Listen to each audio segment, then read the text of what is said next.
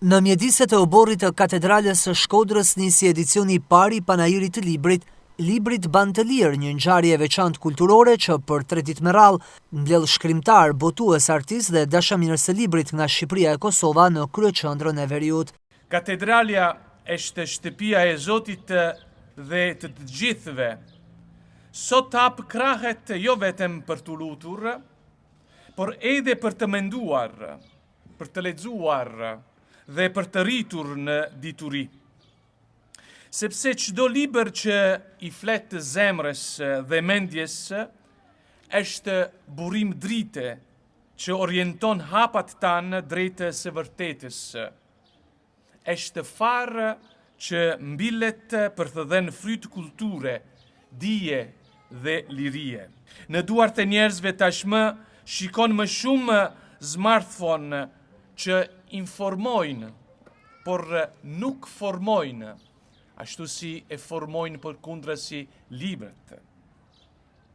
Ritmi i leximit të një libri përkon me ritmin e jetës së atij që e ka në duart.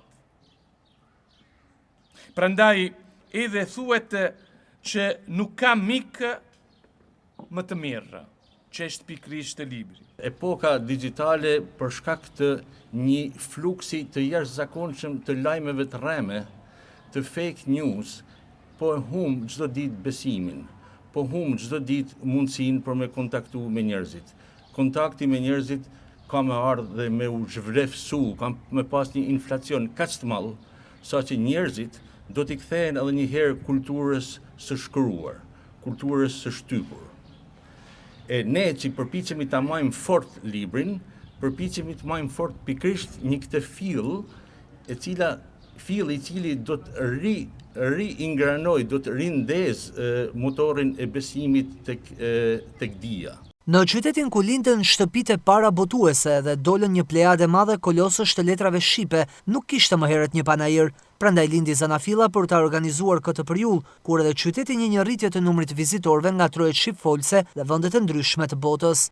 Këto festa të vogla apo të mëdha të librit, ashtu si edhe akademiku Stefan Çapaliku tha, janë të mirëpritura për ne botuesit, sidomos që jemi të lidhur përjetësisht, dua të them, në karrierën tonë me librin, me leximin.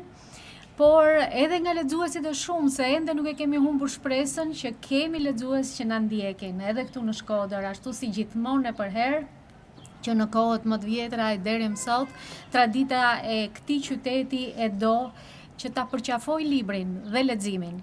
Shpresojmë shumë që dhe brezi i ri teknologjinë, që u përmend pak më parë, ta shfrytëzoj për t'u bërë më inteligjent dhe për të konkuruar inteligjencën artificiale dhe për ta përdorur atë, jo për të qenë e kundërta. Panajiri i librit të Ban të Lirë është i pari që zhvillohet në Shkodër pas një pauze vitesh që për qytetin tim nuk ishte shumë e këndshme kjo mungesë. Do të thoja absurde, deri diku e pa kuptim, ku Shkodra është vendi me një traditë të pasur artistike dhe librore. Për këtë ëndër që më së fundi u bë realitet, falënderimet me njose i takojnë Dom Vlash Palaj, shkrimtarit dhe studiusit Stefan Çapaliku e bibliografit Gjevalin Çuni. Ky panajir, edhe pse i pari në këtë qytet, siç thoshte poeti i shquar Frederik Reshpja, mbart një dritë të bukur hieshie dhe është i bekuar me dritën e Zotit. Më pas në amfiteatrin e panajirit, Stefan Çapaliku promovoi romanin e tij Saga e Sarajevës, ndërsa mbrëmja u përmbyll me muzikë dhe lexime letrare nga autorët pjesëmarrës. Ky është edicioni i parë i këtij panajiri që synon të kthehet në një traditë vjetore që promovon leximin, lirinë dhe kulturën në qytetin e dijes.